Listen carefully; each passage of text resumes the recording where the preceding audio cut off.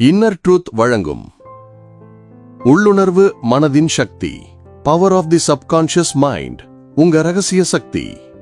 எல்லோருக்கும் வணக்கம். நான் உங்கள் அகத்தின் குரல். இன்னைக்கு நாம ஒரு மாபெரும் சக்தியை பத்தி பேச போறோம். அது நம்ம எல்லாருக்குள்ளேயும் இருக்கு, ஆனா பல நேரங்கள்ல நாம அதை உணர்றதே இல்ல. அதுதான் உள்ளுணர்வு மனதின் சக்தி, power of the subconscious mind. நம்ம உள்ளுணர்வு மனம் நம்ம வாழ்க்கையோட பேக் எண்ட்ல வேலை செய்யற ஒரு சூப்பர் கம்ப்யூட்டர் மாதிரி. நாம நனவு மனசுல ஒரு விஷயத்தை நினைக்கிறோம், ஆனா உள்ளுணர்வு மனம் அதை நிஜமாக்குறதுக்கு தேவையான அத்தனை வேலைகளையும் நமக்கு தெரியாமலேயே செய்யும். இதுக்கு எது நல்லது எது கெட்டதுன்னு தெரியாது. நாம என்ன இன்புட் கொடுக்கிறோமோ அதையே அது உண்மைன்னு நம்பி நமக்கு வெளியில கொடுக்கும். தினசரி வாழ்க்கையில இந்த சக்தி எப்படி செயல்படுதுன்னு சில சுவாரஸ்யமான உதாரணங்களை பார்க்கலாம் வாங்க. 1. திடீர்னு ஒரு யோசனை வருவது. ஒரு பிரச்சனைக்கு தீர்வு கிடைக்காம ரொம்ப நேரம் யோசிச்சுக்கிட்டே இருப்பீங்க. அப்புறம் அதை விட்டுட்டு வேற ஒரு வேலை செய்வீங்க. திடீர்னு ஒரு குளியல் போடும்போதோ அல்லது வாக்கிங் போகும்போதோ அந்த பிரச்சனைக்கான தீர்வு பளிச்சுன்னு உங்க மனசுக்குள்ள வரும். இது எப்படி நடக்குதுன்னா, நீங்க அந்த பிரச்சனையை யோசிக்கிறது நிறுத்தினதும் உங்க உள்ளுணர்வு மனம் அதை ப்ராசஸ் பண்ண ஆரம்பிச்சு சரியான பதில உங்களுக்கு கொண்டு வரும். இதுதான் உள்ளுணர்வு மனதின் ரகசிய சக்தி. 2. பழக்க வழக்கங்கள் உருவாவது. நம்ம பழக்க வழக்கங்கள் எல்லாமே உள்ளுணர்வு மனசோட படைப்பு தான்.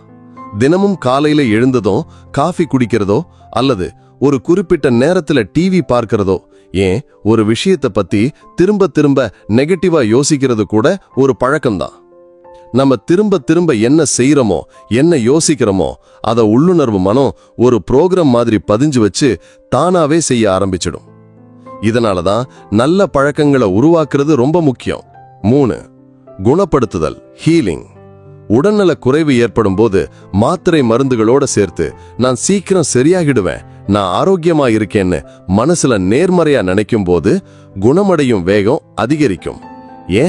ஏன்னா உங்க உள்ளுணர்வு மனம் உங்க எண்ணங்களை ஒரு கட்டளையா எடுத்துக்கிட்டு உடலுக்குள்ளேயே ஹீலிங் வேலைகளை தொடங்கிறோம். இது பிளாசிபோ எஃபெக்ட் மாதிரியான விஷயங்களுக்கும் இதுவே காரணம். 4. சந்தர்ப்பங்களை உருவாக்குதல். ஒரு புது வேலை வேணும்னு ரொம்ப தீவிரமா நினைச்சு அதுக்கு தேவையான எல்லா முயற்சிகளையும் எடுக்கிறீங்கன்னு வச்சுக்கோங்க. உங்க உள்ளுணர்வு மனம் உங்களுக்கு தேவையான நபர்களை, சந்தர்ப்பங்களை அல்லது தகவல்களை உங்க வாழ்க்கைக்குள்ள கொண்டு வரும். இது ஈர்ப்பு விதின்னு சொல்றதுல ஒரு முக்கியமான அங்கம். அதனால நம்ம உள்ளுணர்வு மனம் ஒரு மிகப்பெரிய சக்தி. இத சரியான வழியில பயன்படுத்தினா நம்ம வாழ்க்கையில நாம நினைக்கிற நல்ல விஷயங்கள் அத்தனையும் சாதிக்க முடியும். நேர்மறை எண்ணங்கள், தன்னம்பிக்கை, நல்ல பழக்க வழக்கங்கள் மூலமா உங்க உள்ளுணர்வு மனசை பவர்ஃபுல்லா ஆக்கி உங்க வாழ்க்கையை நீங்களே வடிவமைக்கலாம். இந்த உள்ளுணர்வு மனதின் சக்தி பத்தின விளக்கம் உங்களுக்கு புத்துணர்ச்சி கொடுத்ததா? உங்க கருத்துக்களை உடனே கமெண்ட்ல போடுங்க, ஷேர் பண்ணுங்க. இந்த ஆடியோ பதிவு உங்களுக்கு பிடிச்சிருந்ததுன்னா லைக் பட்டனை பிரஸ் பண்ணிட்டு உங்க ஃப்ரெண்ட்ஸ், ரிலேட்டிவ்ஸ் எல்லாருக்கும் ஷேர் பண்ணுங்க. மேலும் இது மாதிரியான சுவாரஸ்யமான விஷயங்களை தெரிஞ்சுக்கணும்னு விருப்பப்பட்டீங்கன்னா இந்த பிளிஸ்ஃபுல் லிவிங் இன்னர் ட்ரூத் சேனலை சப்ஸ்கிரைப் பண்ணிட்டு பெல் ஐக்கனையும் கிளிக் பண்ணிக்கோங்க. நன்றி. மீண்டும் சந்திப்போம். நான் உங்கள் அகத்தின் குரல்.